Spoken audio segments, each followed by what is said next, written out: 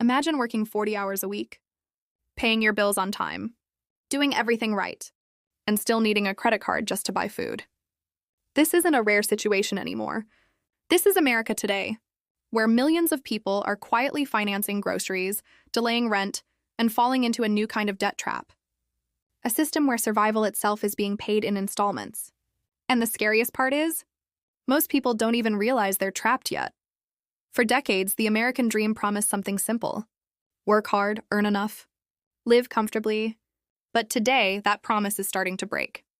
Rent is rising, food prices are climbing, wages are not keeping up, and now something unexpected is happening. People are borrowing money, not for luxuries, not for vacations, not for expensive gadgets, but for survival. Buy now, pay later is no longer about convenience. It's about necessity. A few years ago, the idea of financing groceries would have sounded ridiculous. But today, it's becoming normal. People are splitting food bills into multiple payments.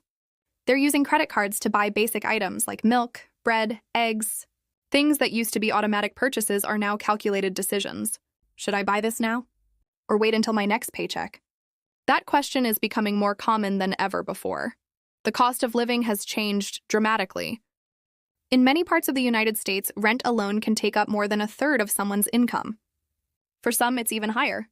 And once rent is paid, what's left is often not enough. Groceries have become more expensive. Transportation costs have increased. Healthcare remains a constant burden. And suddenly, even people with full-time jobs are struggling to keep up. So what do? They turn to credit. Not because they want to, but because they have no choice. Credit cards, buy now, pay later services, personal loans. These tools are filling the gap between income and reality. But they're not solving the problem. They're just delaying it, and that's where the trap begins. Because when you start using debt for essentials, there's no clear endpoint. You can delay buying a new phone. You can postpone a vacation. But you can't stop buying food. You can't stop paying rent. These are recurring needs. And if you're financing them once, you're likely to finance them again. This creates a cycle, one that is incredibly difficult to escape. You borrow this month to cover groceries. Next month, you're still paying that off, while needing to buy more groceries. So you borrow again, and again, and again. And slowly, without realizing it, your future income is already being spent. Credit cards make this even more dangerous. They're designed to feel easy. Swipe now, worry later. But later always comes. And when it does, it comes with interest. High interest. So even a small grocery bill can grow into something much bigger if it's not paid off immediately. And when people are already struggling, paying off the full balance becomes almost impossible. So they make minimum payments, just enough to stay afloat. But minimum payments don't eliminate debt. They extend it.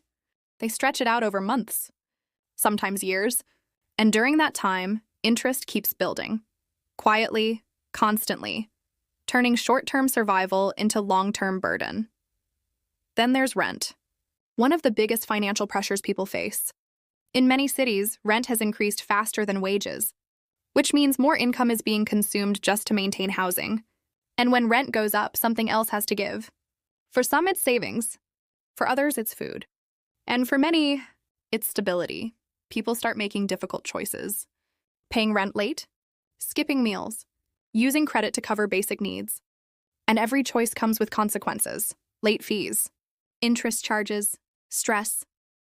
And that stress doesn't just stay in the background. It affects everything: mental health, relationships, productivity, decision-making. Because when you're constantly worried about money, it changes how you think. It changes how you live. Every purchase becomes a calculation. Every bill becomes a source of anxiety. And even when things seem normal on the outside, internally there's pressure building. And that's why this crisis is so difficult to see. Because it's not always visible. People still go to work. They still show up. They still appear fine. But behind the scenes, many are struggling to keep up with a system that is becoming harder to navigate. A system that encourages spending. That normalizes debt. That makes borrowing feel like a solution, when it's actually part of the problem. Because easy credit doesn't remove financial pressure. It hides it. It pushes it forward. It gives temporary relief, but creates long-term consequences. And over time, those consequences add up. Debt grows. Savings disappear. Financial flexibility shrinks. And eventually, people reach a point where even small unexpected expenses become overwhelming. A medical bill, a car repair, a sudden increase in rent. Any one of these can push someone deeper into the cycle, and once you're in that cycle, getting out is incredibly difficult. Because you're not just dealing with current expenses, you're dealing with past decisions, past borrowing, past interest, all at the same time. So even if income increases, it often doesn't feel like progress. Because the extra money is already committed, already allocated, already used to pay off what came before. And that's why so many people feel stuck. Because they are. This isn't just about individual choices. It's about a broader shift in how people are living. A shift where debt is no longer optional. It's integrated into everyday life. Where borrowing isn't for growth, it's for survival, and when that happens, the entire financial structure changes. Because now stability depends on continuous borrowing, continuous access to credit, continuous balancing between income and obligations, but that balance is fragile. One disruption, one unexpected event, can break it. And when it breaks, the consequences are immediate. So where does this lead? If current trends continue, more people will rely on debt just to maintain basic living standards. And that raises a serious question. What happens when survival itself becomes dependent on borrowing? Because borrowing always comes with a cost. And eventually, that cost has to be paid. The reality is, this situation didn't happen overnight.